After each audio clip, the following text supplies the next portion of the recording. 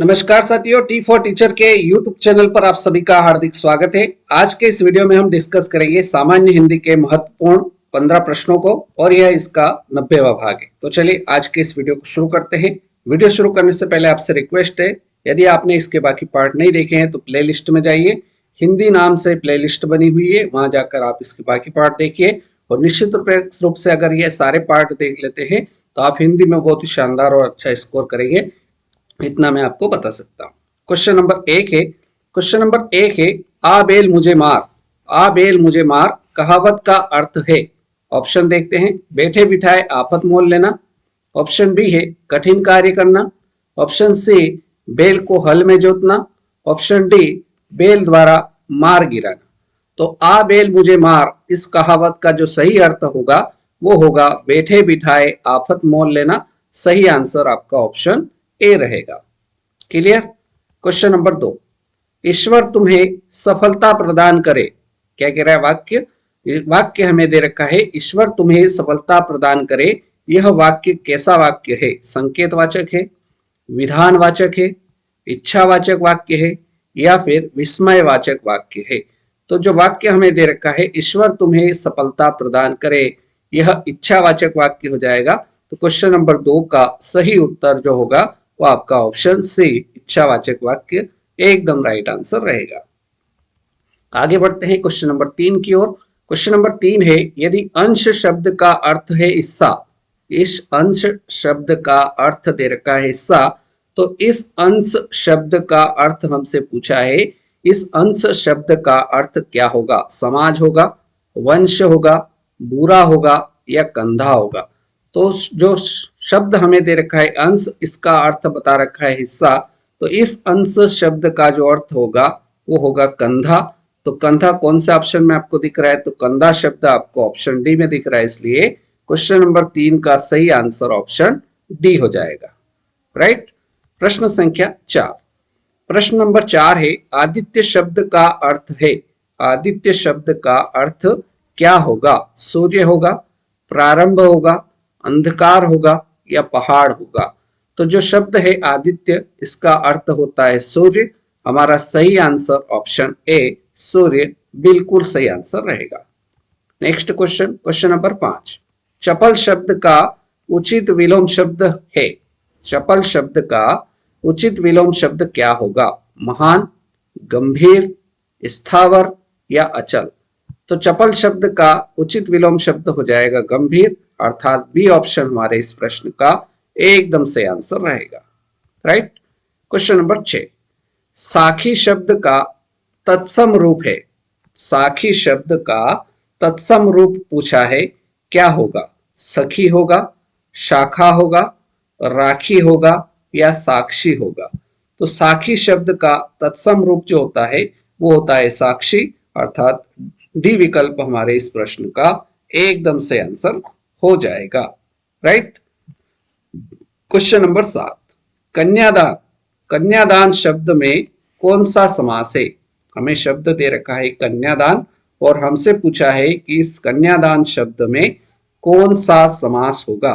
Option देखते हैं। बहुब्रीहि समास, ऑप्शन बी तत्पुरुष समास, ऑप्शन सी द्विगु समास, ऑप्शन डी कर्मधारय समास। तो कन्यादान अर्थात क्या होगा? कन्या का दान। क्या होगा? कन्या का दान। तो यहाँ बीच में का आया है, मतलब क्या है? ये का कारक चिन्ह है और कारक चिन्ह जहां आता है वहां आपका तत्पुरुष समास हो जाता है। तो हमारे प्रश्न नंबर 7 का सही आंसर ऑप्शन बी तत्पुरुष समास इसका बिल्कुल सही उत्तर हो जाएगा। नेक्स्ट क्वेश्चन की ओर बढ़ते हैं। Question number 8। इत्यादि शब्द का संधि विच्छेद क्या होगा? क्या है प्रश्न? इत्यादि शब्द का संधि विच्छेद क्या होगा? इत धन आदि, इत्य धन आदि, इति धन आदि या इनमें से कोई नहीं? तो जो शब्द हमारे पास है इत्यादि, इस शब्द का यदि संधि विच्छेद करेंगे तो ये बनेगा इति, इति धन आदि। क्या बनेगा? इत्यादि का संधि विच्छेद बनेगा इति धन आदि, अर्थात आपका ऑप्शन सी बिल्कुल सही उत्तर हो जाएगा। और यदि पूछा जाए कि इत्यादि शब्द में उपसर्ग क्या है, तो इसमें इति उपसर्ग हो जाएगा। यदि ऐसा प्रश्न पूछा जाए कि इत्यादि शब्द में उपसर्ग बताइए, तो इति जो रहेगा ये आपका उपसर्ग हो जाएगा। तो हमारे इस प्रश्न में पूछा था इत्यादि शब्द का संधि विच्छेद क्या होगा, तो इति धन आदि अर्थात सी ऑप्शन आपका एकदम सही उत्तर रहेगा। प्रश्न संख्या 9, ईमानदार व्यक्ति का सम्मान होता है। बिल्कुल सही बात है, ईमानदार व्यक्ति का सम्मान होता है, किस शब्द में विशेषण है। यह वाक्य जो दे रखा है, इस वाक्य के किस शब्द में विशेषण है, व्यक्ति में, सम्मान में, ईमानदार शब्द में या होता है। तो ईमानदार व्यक्ति का सम्मान होता है, इस वाक्य में किस शब्द में विशेषण होगा, तो विशेषण होगा आपका ईमानदार शब्द में। सही उत्तर आपका ऑप्शन सी रहेगा। क्लियर। प्रश्न संख्या 10, प्रश्न नंबर 10 कह रहा है हमें गरीबों पर दया करनी चाहिए, हमें गरीबों पर दया करनी चाहिए। इसमें रेखांकित शब्द आपको बता देते हैं, दया है, दया शब्द है, अवस्था सूचक विशेषण है, संज्ञा शब्द है, विशेषण है या क्रिया है। तो जो वाक्य हमारे पास है, हमें गरीबों पर दया करनी चाहिए, इसमें रेखांकित शब्द जो है दया, ये आपका संज्ञा शब्द हो जाएगा। तो इस प्रश्न का सही उत्तर बी ऑप्शन हो जाएगा। आगे बढ़ते हैं प्रश्न संख्या 11 की ओर। प्रश्न नंबर 11 है वर्ण किसे कहते हैं। क्या कह रहा है प्रश्न, वर्ण किसे कहते हैं। ऑप्शन ए है किसी भाषा के लघुत्तम व्यंजनों को वर्ण कहते हैं। ऑप्शन बी है किसी भाषा के लघुत्तम स्वरों को व्यंजन कहते हैं। ऑप्शन सी किसी भाषा के लघुत्तम सार्थक ध्वनियों को वर्ण कहते हैं। या ऑप्शन डी किसी भाषा के लघुत्तम सार्थक अक्षरों को वर्ण कहते हैं। तो वर्ण किसे कहते हैं, तो वर्ण कहा जाता है किसी भाषा के लघुत्तम सार्थक ध्वनियों को वर्ण कहा जाता है, अर्थात सी ऑप्शन आपका बिल्कुल सही उत्तर रहेगा। राइट। प्रश्न संख्या 12, प्रश्न नंबर 12 दे रखा है कल सुनना मुझे, इसके रचनाकार कौन है। अज्ञेय है, नरेश मेहता है, मुक्तिबोध है या धूमिल है।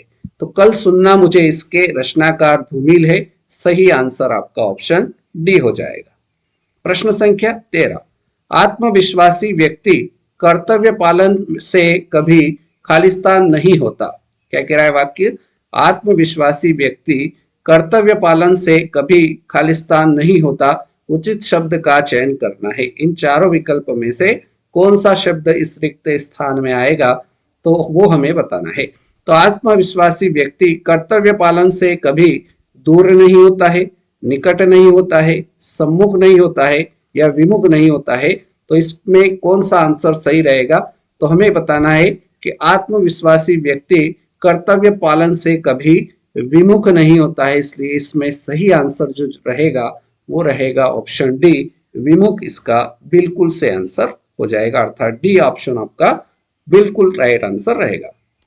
प्रश्न संख्या 14, साहित्य दर्पण के रचयिता है। साहित्य दर्पण के रचयिता कौन है। विश्वनाथ है, भरत है, सूरदास है या फिर कबीरदास है। तो साहित्य दर्पण के रचयिता है विश्वनाथ। ए ऑप्शन आपका एकदम सही उत्तर हो जाएगा। क्लियर।